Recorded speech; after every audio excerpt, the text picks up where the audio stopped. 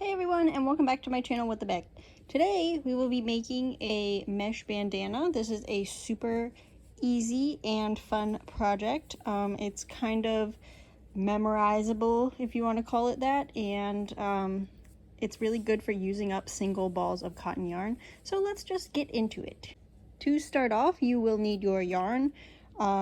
A 2-ounce ball of cotton worsted weight yarn should work. This is a scrap that I have. I unfortunately don't know where to get more of this, but it's like a sparkly purple and I thought that would be fun.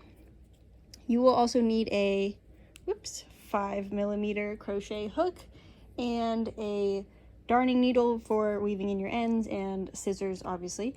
So just to start off, we're going to do a slip knot. You don't need a ton of tail on this one because we can actually work over this later.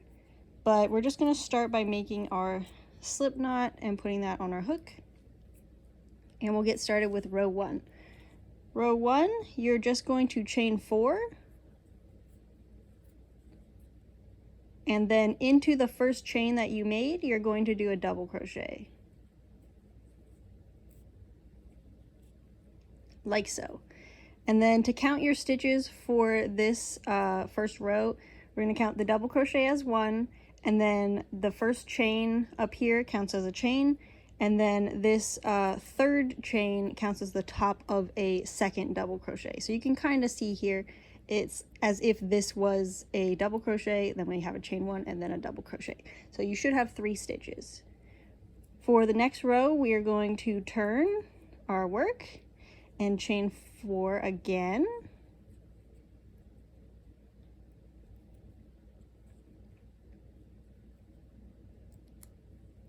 My yarn was getting caught there. And then into this same double crochet that our chain is coming out of, we're going to do 1 double crochet.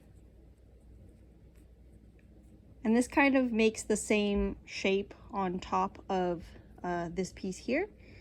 Now we have a chain 1, and we're going to skip this chain that's under the chain 1 and into this third chain from our original chain 4 up here. Like I said, we're going to pretend that that is a double crochet. So we're going to double crochet into that chain. Like so. You'll have 2 chain spaces here. Then you're going to chain 1. And then into that same ending space, we're going to do another double crochet. And for this row, you'll have 7 stitches. And again, you'll count this first chain 3 over here as 1, then a chain, so 2, 3, 4, 5, 6, and 7. All right, now for row 3, we're going to chain 4 again, and turn. And we're always going to do our chain 4 and a double crochet into this first stitch.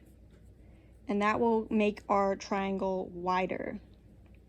So from this point, we're just going to chain 1 and double crochet into the double crochet until we get to the end of our row. So chain 1 over the chain 1, double crochet into the double crochet, chain 1 over the chain 1, and then again, this last stitch counts as a double crochet. So I'm going to skip over this chain and work into the third chain. And now don't forget that the last stitch over here, we're also doing one of those increases. So we're going to chain 1 and do another double crochet into that spot. And your stitch count will go up by 4 every row.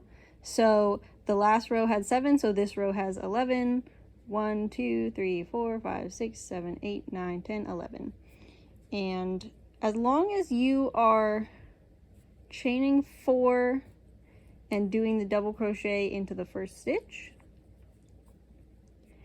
and you are doing a chain over the chain and a double crochet into the double crochet all the way across, you're just going to keep repeating that pattern until your bandana is as wide as you would like. And you can test that by wrapping it around your head or your neck or wherever you plan to wear it. If it's for a dog, You might want to make it a little bit smaller so it doesn't get all in their food and stuff. And then once you get to the end here, instead of just doing the one into the end, we're going to do our chain one and do a second one into that space. Like so. And then we're going to just continue doing that until it is as big as we would like. And I'm going to go finish my 16 rows, and then I'll be back to show you how to do the straps and border. Okay, so I'm back with my 16 rows here, and you can see that consistently doing those increases on both sides every row makes it into a triangle. Now we're going to do our straps and border, and to do that we're going to start by chaining 46. And you might want to chain a little loose because we will be going back into these chains. So here we go, 3, 4.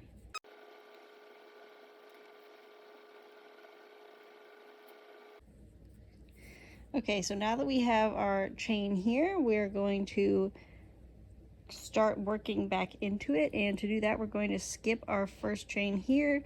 And for this pattern, it's not super important which part of the chain you go into. It's a bit easier to go into one of the main loops, but if you prefer, you can go into the back loops as well, and that's what I'm going to do. So you're just going to slip stitch into that second chain from the hook, and then into each chain down, and you should have 45 slip stitches on this tie here. And it will curl, so don't worry about that. It'll relax later with use, and also if it gets washed or blocked, then that will help. So we're just going to continue slip stitching all the way down until we get to the corner of our triangle. All right, so I finished my strap here. If you find that this is too long, you can also do less. I just prefer having more than less to be able to tie it around like your head or your neck, or, you know, whoever. Some people have a different size head, so, you know, I'd rather have it be longer than shorter. But here we are back to our triangle, and we're going to work along the top edge here, so the longest edge. And basically what we're going to do is continue with our slip stitches, but we just put one into each stitch. So into this first double crochet, I'm going to do a slip stitch, and then into the chain, I'm going to do a slip stitch, and then continue, alternating, going into the double crochet and going into the chain, going into the double crochet, and then going into the chain. You can probably just slip stitch into the space if you want, but I prefer not to. So if you want to go a little quicker, you could slip stitch directly into the space. But then we're just doing one in each stitch until we get to the other side. Now remember, when you get to the end here, because we had to do chains instead of a double crochet, that you will be slip stitching into the first 2 chains, because one counts as a chain and the other counts as the top of a double crochet. So that's how you finish that section here. And now we're at the other end of our triangle, so we're going to do another strap that's just going to be exactly the same, where we're going to chain 46 and then slip stitch all the way down. So I will see you when I have completed that step. Okay, second strap is completed, and now we're just going to finish up our border here. And to do so, we're going to turn and work on our first short side, and we're going to be doing a series of single crochets down the side, and we're going to put 2 into the edge of each row here. So this is actually a bit easy. I mean, it's not as difficult as working down the side of other types of stitches, but the word double crochet, or the stitch name, kind of gives you the idea that you can fit 2 stitches in each. So as you can see here, we did our slip stitch into our 3rd chain, so we're going to skip that one. We're going to go into our 2nd chain and do our first single crochet, and then into the next chain we're going to do our 2nd of that row, and then into the double crochet. You can kind of see there's like a loop here and a loop down here, and so I recommend just work into those. Well, one double crochet into each of those, and then again here we have the 2 chains, so one into the first, one into the second.